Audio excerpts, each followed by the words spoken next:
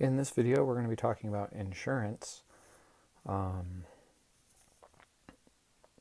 let's dive into it. This first slide, reason kind of we're starting here, you'll get to hear some vocabulary and get a pretty good overview of insurance just from this information here. So starting over on our side over here, so insurance premiums, deductibles, and limits. So premiums, deductibles, and limits are all factors in the cost of your coverage, and they also determine how much coverage your policy may provide. So a premium is the amount you're charged for your insurance policy. Making premium payments on time helps keep your policy in force. So if you hear people ask, or if you're listening to the radio and they're saying, I saved $300 on my premium, what they mean is the cost of insurance. That's essentially what the premium is. That's what you pay every month for your insurance. A deductible is if you file an insurance claim for a covered loss. Your deductible is the amount you pay out of pocket before your insurance benefits kick in. So if you have a high deductible, like let's say $1,000, that means that whatever your claim is that you put in for, you pay the first $1,000, and then the insurance covers anything above that $1,000. If you have a low deductible, say $100, then you pay the first $100 and your insurance company jumps in and picks up the rest after that. A lower deductible usually has a higher premium. A higher deductible typically has a lower premium, a lower cost. Your premium can be paid out, I believe, every 6 months, or you can do it month to month. You may even be able to pay your premium once a year. It depends on how you like to save up. Personally, I just do it month to month. That way I don't forget about it and it doesn't sneak up on me at the end of the year. Limit. A coverage limit is the maximum amount your insurance policy will reimburse you for a covered loss. Many policies include multiple types of coverage, each with its own limit. Your insurance agent can help you adjust your coverage limits to fit your needs. So you pay the deductible, the insurance pays the rest up until a certain limit, and they're not going to pay above that. So here's kind of how it works. You, the insured, buy an insurance policy from an insurer to protect against things that can threaten your financial health or your family's financial future. These things can range from damage to your home or car to injury, illness, or even premature death. You pay a fee called a premium, monthly, quarterly, or annually. If something happens, you become ill or involved in an auto accident, your insurance company will cover a portion or sometimes even all of the expenses you incur as a result of what happened to you. So here's the idea behind insurance. Insurance is based on the principle of shared risk, or risk pooling. The money from your premium is put together with the premiums of many other people. That large pool of money is used to pay for losses suffered by an individual member of the group. Insurance companies have to know how to measure the risks. They have to estimate how many accidents, illnesses, or deaths there will be within a certain group of policyholders. This is where math techniques such as probability and statistics come in handy. So again, the principle and idea behind insurance is that one person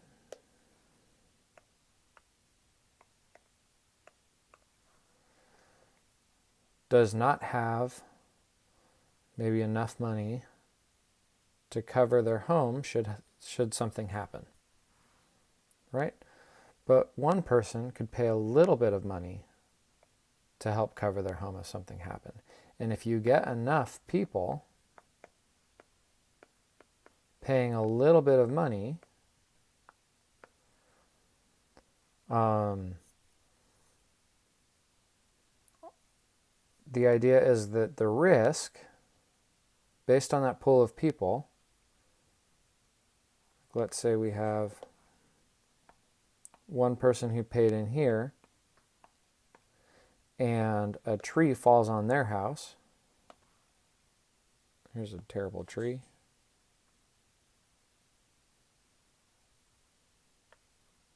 Okay, so it falls on their house and they have to repair it. Their insurance, right? They pay their deductible, and their insurance uses all of the money pooled together to be able to pay the cost of damages.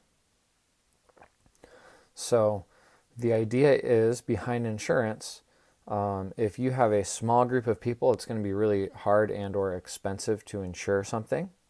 But if you have a really large group of people, all giving their money, all giving like just a small portion, that portion is then able to be used should anything happen to any individual member. And the likelihood of things happening to policyholders is the risk. Depending on the risk, will depend on how much each policyholder has to put in. So if this person's low risk, their policy might cost them less than this person. So it's not that everyone pays the same thing in. It depends on the risk that they are. Okay? So here are some more basic principles. So why might it be better to pay a monthly insurance premium than to just save the amount of money in a savings account? So why would it be better to save up, to pay monthly? Let's say we paid $100 a month to insure our car. Okay, car insurance. And we just, instead of getting car insurance, which would be in fact illegal because you have to have insurance when you have a car if you're going to drive it on the road. But for the sake of this example, let's say instead of paying $100 a month for insurance, you just took $100 a month and put it in a savings account. And then if anything happens, you just use the money from that savings account to cover insurance. Well, the problem with that is you may be able to eventually save up enough to replace your car or anything that happens. But the risk that's involved on the road is more than just what might happen to your car. You could end up getting hurt and have medical problems. You could end up damaging someone else's property that you have to pay for. And this could amount to a lot of money. So car insurance is more than just insuring your car. You're also insuring like people and property, your own and other people's property. So there's a lot more that goes into car insurance than just fixing your own car. And so because of that, if you don't have car insurance, you're not going to be able to pay damages or any of those things. So that's why it's important or better to pay a monthly insurance premium than to just save the same amount in a savings account. The next question, how do insurance companies make money if they have to pay out large sums of money for new homes, cars, boats, etc.? So how do insurance companies make money if they're paying out these large sums? And essentially, they make their money by through like unused funds. So of course, there's a pool of money given by each kind of individual person, but then insurance companies have to take that and maybe use a small portion of it for profit, for paying their people, those kind of things. Okay, and I mean, you're paying for a service, so it's part of paying for the service. So let's talk about homeowners insurance. That's insuring your home. Coverage limits that you choose. So that might be, having your home covered up to $1 million versus having your home covered up to $100,000. Deductible amounts. So if anything happens, you're going to pay up to the first $500, and then anything after that insurance takes over, versus paying up to the first $1,200 and then insurance takes over. The more that you pay up front in your deductible, the lower your premium tends to be. Optional coverages you select. So there are additional coverages that again would factor into your home insurance premium, whether that's fire or water damage. Some home insurance now has they'll roll pets, some of those things into there. Your home's age and condition, also its location, your claims history. So if you have a history of making claims, then you may be higher risk than someone who's never made a claim, and they factor that into your premium. And then your credit rating. Here it is again, credit popping back up. So let's talk about car insurance premium. Again, these are all the factors that would increase or decrease what you would pay for your premium for insurance. So your age. A lot of times, you're younger drivers, and there are all kinds of algorithms and